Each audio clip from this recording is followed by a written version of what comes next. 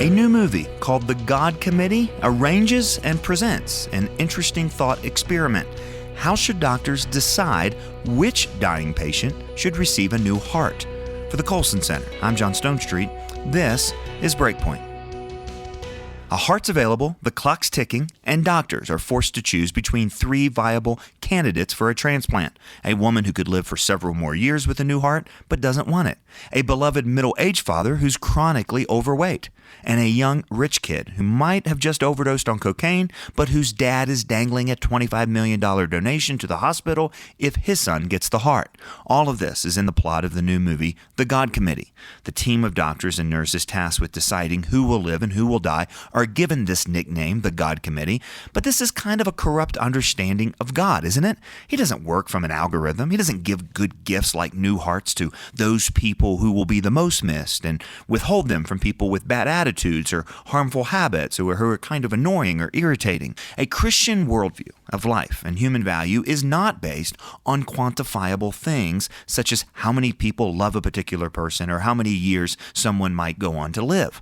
In the God Committee, doctors accuse each other of quote-unquote playing God. Now, of course, they mean it as an insult. But the book of Genesis describes how, within vitally important created and moral boundaries, God actually intended that his people would play him before the creation. When Adam and Eve were commanded to be fruitful, multiply, fill the earth, and subdue it, they were told to do what God had just been doing. Throughout the first chapter of Genesis, God filled and formed an earth, described in the second verse of the first chapter as being empty and void.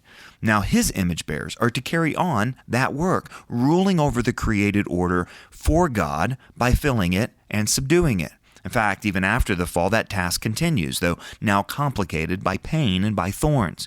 The key distinction here is whether we play God as if God actually exists, or whether we play God as if we are God. And whenever we think it's our authority that determines what's right and what's wrong, we're playing God in the wrong way. This was the enemy's very first temptation for Adam and Eve. This was the temptation of the builders of Babel. This is the temptation that continues today, especially as our technological abilities advance so far beyond our ethics.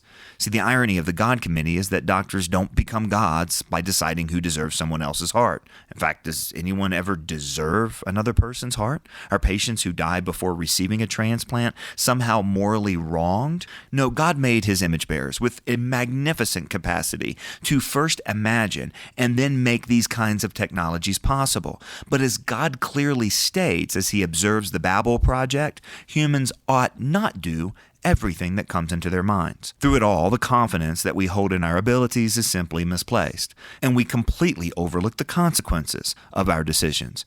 There's a great example of this in an especially poignant scene in The God Committee, in which a main character informs his newly pregnant girlfriend that he cannot be a father to their baby because his important medical work is simply too time-consuming.